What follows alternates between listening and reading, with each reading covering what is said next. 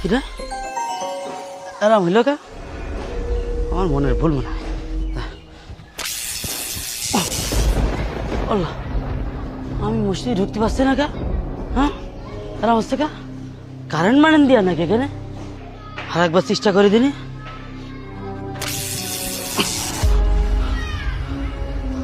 আমার সাথে আবার এরাম হচ্ছে, বুঝতে পারছি না। হ্যাঁ, এই লোক চলে যাচ্ছে, এই লোকের তো কিছু হচ্ছে না। ও ভাই, ও ভাই শোনেন। জি ভাই বলেন। একটু দেখেছেন, শোনেন ভাই। ভাই, আমি না মসজিদে উঠতে পারছি না। আরে ভাই কি বলেন, মসজিদে উঠতে পারছেন না মানে? আমি এই যে উঠতে পারছি। আসেন ভাই আসেন।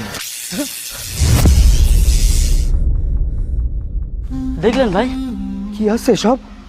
ভাই, আমি আপনার এটাই বোঝাতে চাচ্ছিলাম, আমি আর উঠতে গেলেই কারেন্ট শর্ট লাগছে। আমার মনে হয় আপনি অনেক বড় পাপে লিপ্ত আছেন, না হলে আপনি মসজিদের মধ্যে ঢুকতে পারবেন না কেন? আপনি কি কালো জাদু টাদু করেন নাকি? না না ভাই, আমি তো কোনো বড় পাপ করিনি, আর কোনো কালো জাদুটা তো কিছু করিনি। আরো আরো বলুন তো, আমি তো মানুষের উপকার করি। ওই যে ইমাম সাহেব আসছে। ইমাম সাহেব? জি বলুন। আমি মসজিদের ভিতরে যেতে পারছি না। মসজিদের ভিতরে যেতে গেলেই কিরম যেন কারেন্ট শর্ট লাগছে। কারেন্ট শর্ট লেগে আমি পড়ে যাচ্ছি। এদিকে এবার নামাজের সময় হয়ে যাচ্ছে। কি সব আজব কথা বলেন?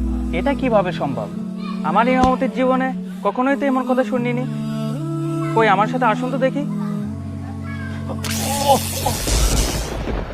আরে সত্যি তো, এটা আপনার সাথে কি হচ্ছে?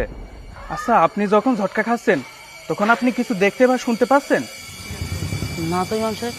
আরেকবার ভালো করে চেষ্টা করে দেখেন তো। আচ্ছা দেখছি। তুই পাপী, তুই সুদখোর, বেরিয়ে যা তোর এই পবিত্র জায়গা থেকে।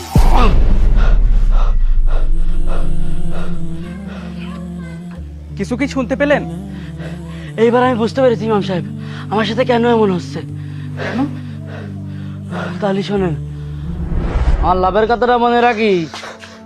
ভাই ভাই রাখতো, তোর সাথে পরে কথা করছি। কি হয়েছে রিমন? আমার মা খুব অসুস্থ, আমার মার অপারেশনের জন্য 1,00,000 টাকা লাগবে ভাই।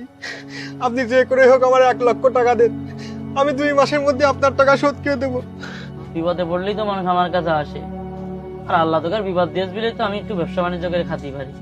কয় টাকা লাগবে? 1,00,000? জি ভাই। এই নে 1,00,000 টাকা। শোন, এই 1,00,000 টাকায় কিন্তু আমার 2 মাসে 20,000 টাকা দেওয়া লাগবে। ভাই এটা তো সুদ হয়ে যায়, আমি গরিব মানুষ, এত টাকা দেবো কি করে? শোনো, তোমার ভালো লাগলে